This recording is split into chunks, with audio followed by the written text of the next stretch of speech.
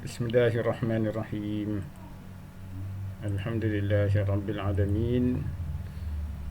Wa nusalli wa nusallim ala sayyidina Muhammad wa ala alihi wa sahbihi wa man tabi'ahum bi ihsanin ila yaumiddin, amma ba'd. Wa qala al-musannif rahimahullahu ta'ala anhu wa nafa'na bi'ulumihi fid dharain, amin. Wa ammal athmanu fa syai'an, adapun barang berharga maka yang wajib zakat padanya dua perkara, iaitu emas dan perak. Wal aslu fi wujubi zakat fi dhalika qabla al-ijma'. Qauluhu ta'ala, a'udzu billahi minasy syaithanir rajim. Walladzina yaknizuna adh-dhahaba wal fiddah. Dan dalil pada wajib zakat pada emas dan perak tadi sebelum ijma' ialah firman Allah Ta'ala yang mafhumnya, dan orang-orang yang menyimpan emas dan perak, wal kanzu, menyimpan di situ berarti tidak menunaikan zakatnya. Wa syara'itu wujubi zakat fiha, dan syarat wajib zakat pada asman tadi, barang berharga tadi, ay al-asman, kata muallif, walau qala fihima, kalau musannif tu kata wa syara itu wujubi zakat fihima, liya'uda ala dhahab wal fiddah lakana aula, kerana dia kembali kepada fihima. Hima tu ia yang dua tu lah, dua perkara tadi, iaitulah emas dan perak, dua perkara. Kalau fihima ni mutanna, jadi lakana aula, kata muallif, dia kata itu mungkin lebih baik lah. Tapi kalau fiha pun seperti kata musannif tadi tu, itu pun tidaklah salah. Tapi yang lebih baik fihima tu lebih jelas, sebab dia kembali kepada zahab wal fiddah. Lima taqaddama, seperti yang telah lalu dibicarakan. Jadi syarat wajib zakat pada al-asman, barang berharga tadi, arba'un, 4 perkara. Pertama, al-Islam. Kedua, al-milkul tam, milik yang sempurna, pemilikan penuh 100% dia punya.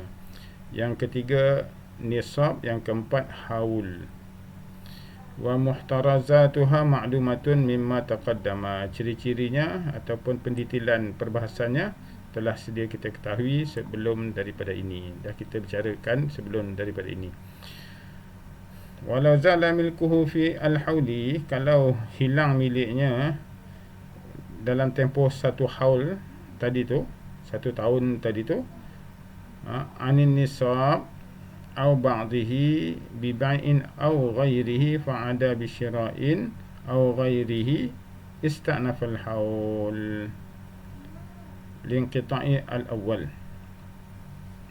Kalau hilang miliknya dalam tempoh 1 tahun tadi tu daripada nisab, artinya kalau kurang daripada harta dia tadi tu menjadi kurang daripada nisab dalam tempoh 1 tahun, ataupun biba'dihi, ataupun sebahagian daripada nisab tu kurang, jadi tak cukup nisab jugalah, dengan cara dia jual sebahagian daripada harta dia tadi tu, ataupun sebagainya. Yang penting dia menjadi kurang, dia bagi ke orang ke, dia jual ke, dia pindah milik ke, sehingga nisabnya menjadi kurang daripada, sehingga jumlahnya menjadi kurang daripada nisab. Kemudian fa'ada bisyara'ihi au ghairihi, kemudian dia kembali membeli semula barang dia tadi tu setelah dia jual, ataupun dia tambah lagi barangnya setelah dia bagi ke orang, atau seumpama je lah. Jadi memula dah cukup nisab, kemudian dia jual sebahagian, jadi jumlahnya kurang dah daripada nisab. Kemudian dia beli semula, tambah lagi, cukup balik nisab. Ista'nafal haul, maka kira balik haul itu daripada dia beli tadi tu, bukannya daripada mula-mula dulu. Sebab yang daripada mula-mula dulu lianqita'il awal, dah putus dah. Pada kiraan pada yang mula-mula dulu terputus bermula daripada dia jual sebahagian hartanya sehingga jumlah hartanya tu kurang daripada nisab. Kurang nisab, terputuslah haul dia. Terputus haul. Dia beli semula, cukup balik nisab, bermula daripada cukup nisab tu kira balik haul dia. Katalah dia beli balik barang tu pada 17 hari bulan Ogos 2023 jam 11 pagi. Jadi bermula jam 11 pagi tu dah bermula nisab baru. Ista'nafa, mulakan haul yang baru, lianqita'il awal, kerana terputusnya haul yang pertama dulu. Kerana dia dah jual, jadi dah kurang nisab. Bila dia beli barang baru, cukup nisab balik, bermula daripada cukup nisab semula itu, maka bermula haul yang baru. Yang dulunya tak kira. Bima fa'alu, kerana apa yang telah dia lakukan dengan cara dijual ataupun sebagainya barang tadi sehingga kurang daripada nisab. Fasara milkan jadidan, maka menjadilah dia memiliki barang baru yang baru dia beli ataupun baru dia tambah sehingga nisab tu menjadi cukup balik. Jadi barang tu kira barang baru balik. Fala budda lahu min haulin, maka bermula daripada nisab yang baru tu, barulah dikira haul yang baru balik. Lil hadis al-mutaqaddim, berdasar kepada hadis yang sebelum daripada ini telah kita bicarakan. Wa idza fa'ala dhalika biqasdil firar min az-zakati kuriha karahatan tanzihin karahata tanzihi. Apabila dia melakukan perkara tersebut dengan dia menjual sebahagian daripada barang dia tadi tu dengan niat untuk mengurangkan nisabnya supaya dia lepas daripada kewajipan zakat, biqasdil firar, dengan niat untuk lari daripada zakat, kuriha, makruh, dimakruhkan. Okey, karahata tanzihi, dengan karahah tanzih. Karahah tanzih itu artinya makruh yang dibenci, bukannya karahah at-tahrim, bukannya makruh yang diharam. Li'annahu firarun minal qurbah, sebab dia cuba lari daripada qurbah, iaitulah melakukan ibadat, mendekatkan diri kepada Allah Ta'ala dengan menunaikan zakat. Tapi bila dia lari, berarti dia lari daripada ibadat yang membawa kepada mendekatkan diri kepada Allah Ta'ala menggunakan harta. Bikhilafin ma idza kana li hajatin awwaluha walil firari au mutlaqan. Berbeza keadaannya jika dia menjual barang dia tadi tu, yang pertama niat dia tu untuk kerana satu keperluan, kemudian di samping nak lari daripada zakat, itu tidak makruh, sebab tujuan utamanya sebab keperluan dia tadi, kerana hajat keperluan dia. Yang tu tidak makruh. Nak lari tu sampingan saja, kebetulan. Ataupun mutlaqan, dia jual tak ada apa-apa tujuan, dia jual saja sebahagian daripada harta dia tadi tu. Dia bukan niat nak mengurangkan nisab ke, ataupun nak lari daripada zakat ke, bukan. Dia saja jual. Dia jual sebahagian daripada barang dia, maka kurang nisab, itu pun tidak makruh. Yang makruh kalau dia ada niat menjual daripada sebahagian barang dia tadi tu dengan tujuan untuk lari daripada zakat, itu makruh. Baik.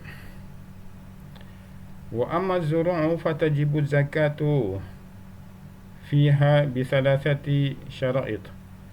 Adapun tanaman, maka wajib zakat padanya dengan 3 syarat. Yang pertama, ayyakuna mimma yazra'uhu. Syarat yang pertama, mestilah tanaman itu yang dia tanam, yang dia tanam sendiri, au yatawalla asbabahu, ataupun dia yang menguruskan tanaman tersebut, au yatawalla asbabuhu al-adamiyun, ataupun penyebab kepada tumbuh tanaman tadi ialah dengan usaha yatawalla al-adamiyun, oleh manusia, dengan usaha manusia, dengan usaha tanam, jaga, siram, baja, itu dah. Kal hintati wasya'iri, seperti tanaman jagung, barli, syair, wal arus, dan padi, wal adas, kacang adas. Jadi kacang adas ni macam kacang dal, tapi kacang dal tu besar. Kacang adas ni kecil, mungkin suku daripada ukuran kacang dal. Dia kecil, 1/3 daripada saiz kacang dal. Wasani, yang kedua syarat wajib zakat tanaman ni ialah ayyakuna azara qutan muddakharan. Mestilah dia tanaman berbentuk makanan asasi, qut muddakharan, yang boleh disimpan lama. Kal hims, seperti kacang kuda. Hims ni kacang kuda yang kecil tu, hims. Kacang kuda dia ada besar, dia yang kecil. Jadi hims ni kacang kuda yang kecil tu. Wa baqalla ni kacang full. Kacang full, dan juga jagung. Wahya bitasydid baqalla wa ma'al qasar. Qasar tu la dengan la, alif maksurah. Jadi baqalla itu ialah kacang full dan dzurrah, jagung. Fatajibu az-zakatu fi jami'i dzalika. Semua itu wajib zakat liwurudiha fi ba'dil akhbar, kerana tersebut benda-benda yang di atas tadi itu di dalam hadis Nabi sallallahu alaihi wasallam. Wa ulhiqa bihi al-baqi, dan yang selain daripadanya itu diilhaqkan dan dimasukkan ke dalam golongan yang disebut dalam hadis tu, bijirin lain yang seumpama, iaitulah yang boleh dijadikan makanan asasi ataupun makanan yang mengenyangkan dan boleh bertahan lama, disimpan 1 tahun. Wa amma qauluhu sallallahu alaihi wasallam li Abi Musa al-Asy'ari wa Mu'adh bin Jabal hina ba'athahuma ila al-Yaman, fima rawahu al-Hakim, la ta'khudha as-sadaqata illa min arba'atin, asy-sya'ir wal hintatu wat tamri waz zabib. Adapun sabda Nabi sallallahu alaihi wasallam kepada Abu Musa al-Asy'ari dan Mu'adh bin Jabal ketika Nabi sallallahu alaihi wasallam mengutus kedua mereka itu ke Yaman, seperti yang diriwayatkan oleh Al-Hakim. Nabi bersabda yang mafhumnya, jangan kamu berdua mengambil sedekah, iaitulah zakat, melainkan pada 4 perkara, 4 jenis tanaman. Pertama syair, iaitulah bali, wal hintah, gandum, dan tamar, dan zabib, iaitulah anggur. Fal hasru fihi idafiyun, ay binisbati ila ma kana mawjudan indahum. Pembatasan pada 4 jenis tanaman tadi tu hanyalah sebagai idhafi, sebagai sandaran rujukan, iaitu bagi nisbah tempat tersebut, benda Allah tu, benda-benda yang tadi tu dia ada di sana kan. Kalau nak sebut yang lain-lain tak ada, tapi yang menjadi makanan asasi di negeri Yaman tu 4 perkara ni tadilah.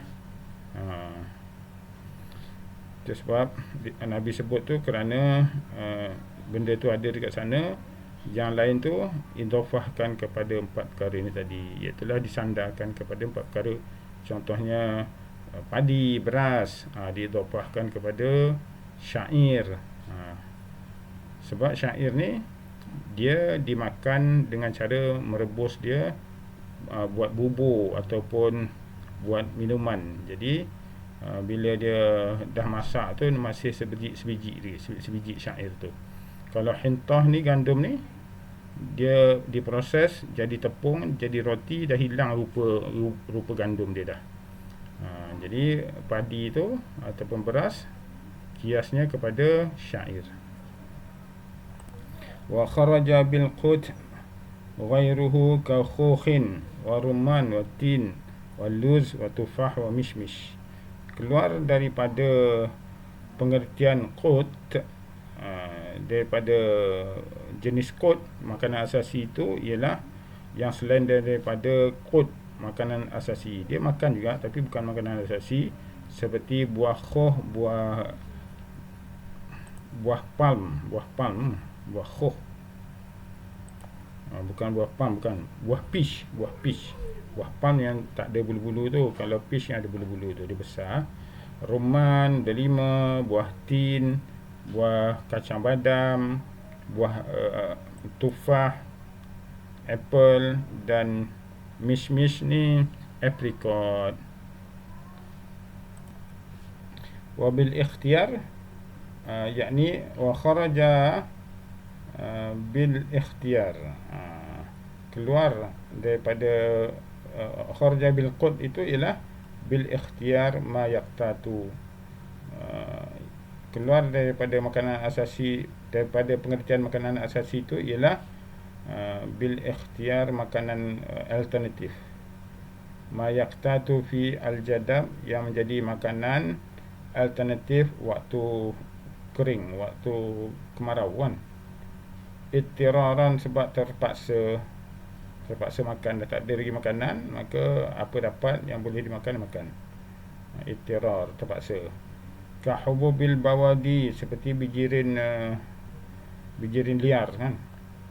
Bijirin liar, kahabbi al-hanzal. Hanzal ni sejenis rupa dia macam buah tembikai, tapi tak boleh dimakan, pahit dan beracun.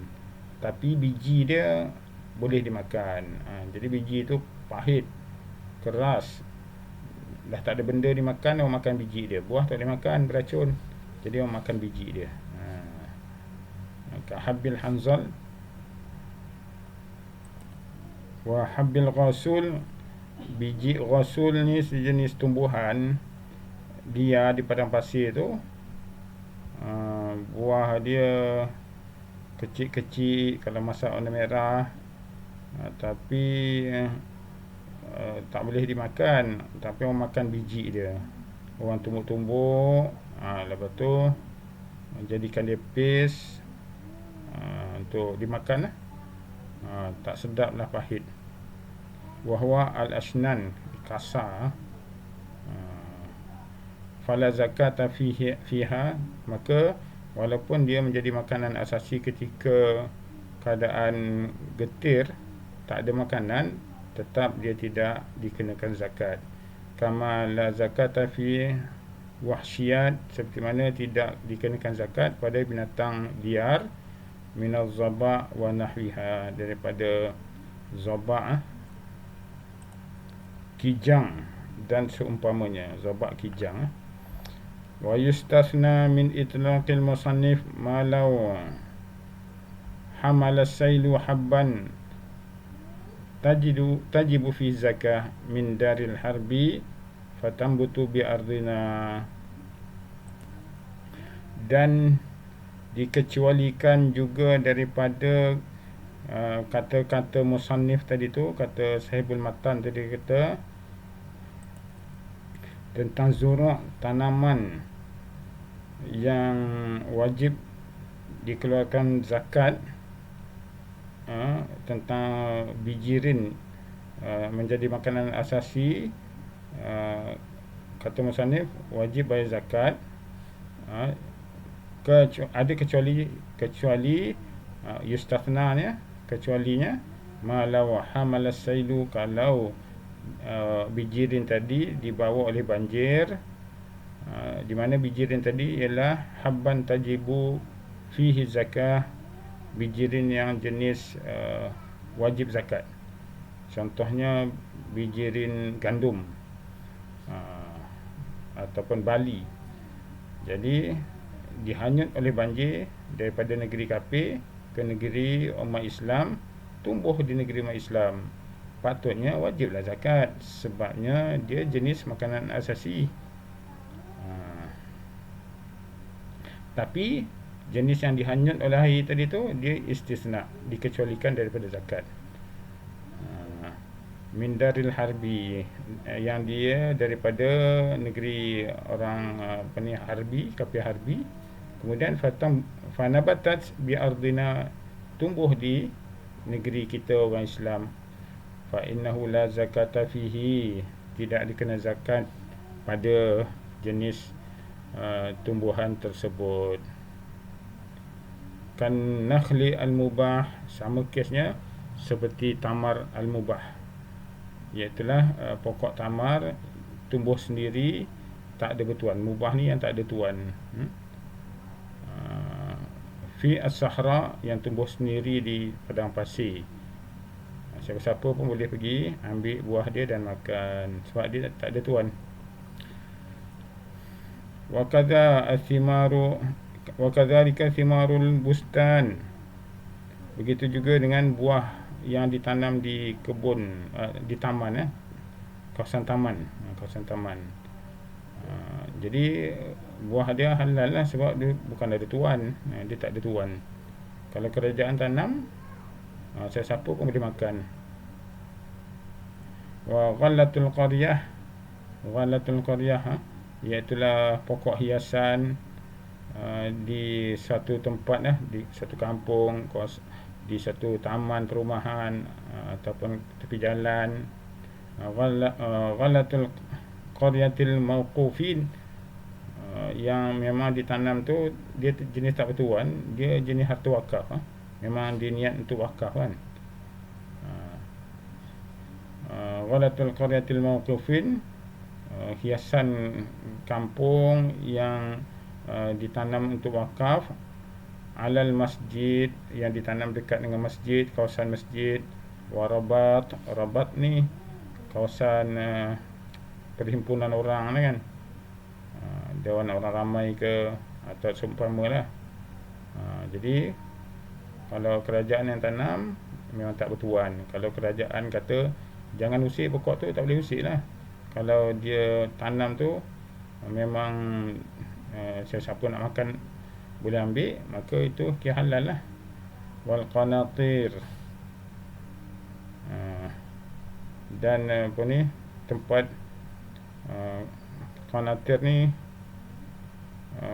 tempat macam gudang ataupun store simpanan, ataupun kawasan store negara, milik negara, milik kerajaan. Dia jenis tak ada tuan, tuannya ialah kerajaan. Jadi kalau ada pokok-pokok buahan yang ditanam kawasan itu, maka halal lah.